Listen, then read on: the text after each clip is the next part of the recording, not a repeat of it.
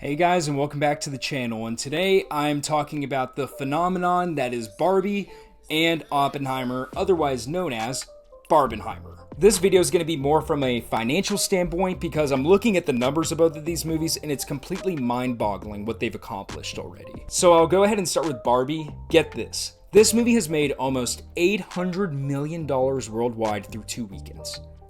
That's absolutely incredible and way more than I ever thought this movie would make in a full theatrical run. It's made over $350 million domestically, so you have a healthy amount coming from North America, and then it seems like the international audience is really into this movie as well. And this is all from a budget of just $135 million. So, you do whatever math you want. That money does not include marketing or the cut the theaters are going to get. But this movie is already well into the green. Like, this is a huge win. It's already one of the biggest movies of the year. It's gonna continue pressing on. I think it's gonna make $1 billion by a mile, and I think part of that is because the movie came out and it wasn't just a good marketing campaign. The movie was good.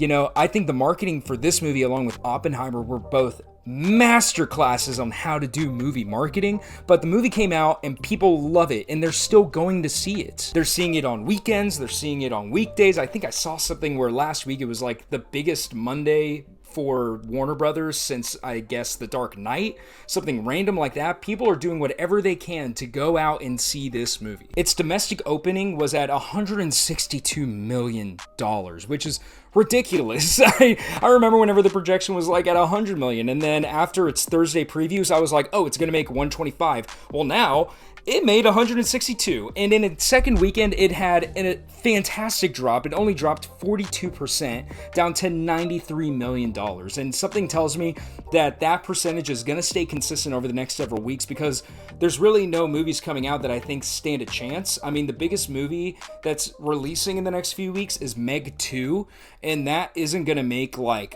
$150 million. Like, something tells me that Barbie's gonna be number one again next weekend. So even if it drops like 50% next weekend, it's still making like $45 million in its third weekend domestically. I don't think it can be understated just how amazing of a win this is for Warner Brothers. And I bet Margot Robbie's really happy too. Her last several movies haven't done particularly well at the box office, so this is definitely boosting up her star power as well. Same goes for Ryan Gosling. I don't think Ryan Gosling has ever really had a problem with bringing audiences into his movies, aside from The Nice Guys several years ago, a great movie if you haven't seen it. But everyone is benefiting from this movie, including audience members, because it's good. And with that being said, let's shift the conversation over to Oppenheimer, because that is doing amazingly well too. It's made $405 million worldwide through 2 weekends.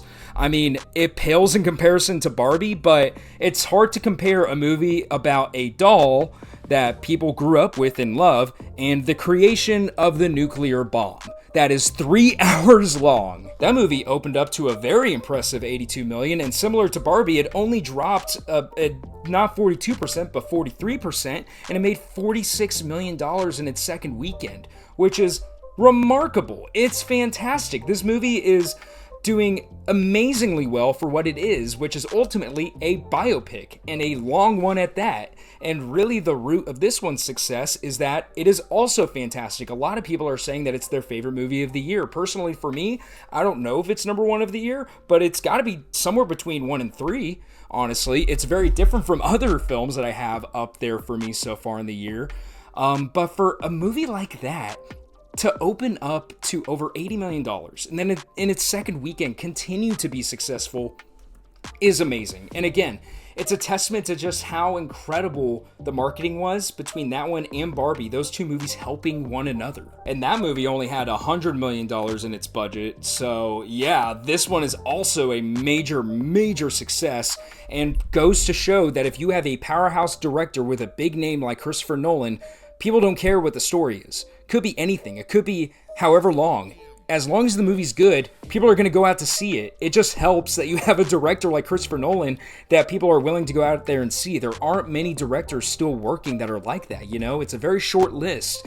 Even Scorsese, the last theatrically released movie that he had, struggled at the box office. Steven Spielberg, I mean, he releases so many movies that inevitably one or two are going to suffer in the box office. But last year, The Fabelmans didn't do as well. I mean, Nolan, I think it may just be Christopher Nolan and Quentin Tarantino, who are household names that really, if you're not even someone that's into movies, you know who they are and you're going to go out and see them. This just shows that his name has power, and he made an incredible movie at that is gonna get nominated for a ton of Oscars. If Cillian Murphy isn't at least nominated for his performance, there's something wrong. And I don't see that movie going away anytime soon as well, for the same reason as Barbie, in that it is a great movie that doesn't have that much competition here moving into August. It may get beat by the Meg here in its third weekend. I think it'll probably make a little bit over $20 million, so we're going to see how the Meg does. I don't have the numbers of the first Meg's box office haul, but I remember it did quite well, so it may beat Oppenheimer. I don't see it beating Barbie, but Oppenheimer and Barbie are two movies that are just going to continue success well into August. But that's really it, you guys. I just wanted to take some time to talk about just how big of a financial success both of these movies are. It's just a really exciting time at the movies for someone like me who loves movies, and it's been a tough summer where a lot of movies have flopped. Even the last Mission Impossible didn't do particularly well given its budget. And it's a great movie. If you haven't seen it, please go see it. Support it, please. So it's a real relief to get movies like Barbie and Oppenheimer that are up there with quality, and audiences are responding to it. But that's everything that I had for you guys today. Thank you so much for taking the time to watch this video. If you haven't done so already, please subscribe. It really helps me out on the channel. Leave a like if you can, and I will see you guys next time.